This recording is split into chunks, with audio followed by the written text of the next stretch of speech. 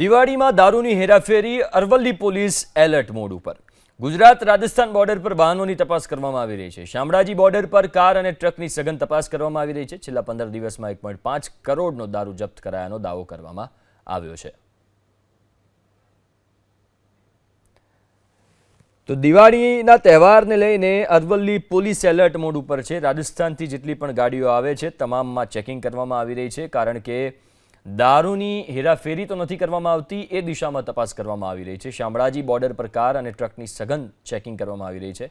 છેલ્લા 15 દિવસની વાત કરીએ, 15 દિવસમાં 1.5 કરોડનો દારૂ જપ્ત થયો હોવાની પ્રાથમિક વિગતો છે, એવો દાવો કરવામાં આવ્યો છે।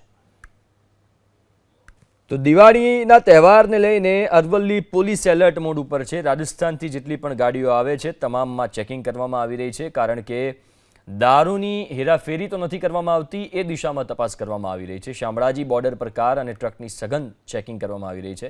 છેલ્લા 15 દિવસની વાત કરીએ, 15 દિવસમાં 1.5 કરોડનો દારૂ જપ્ત થયો હોવાની પ્રાથમિક વિગતો છે, એવો દાવો કરવામાં આવ્યો છે।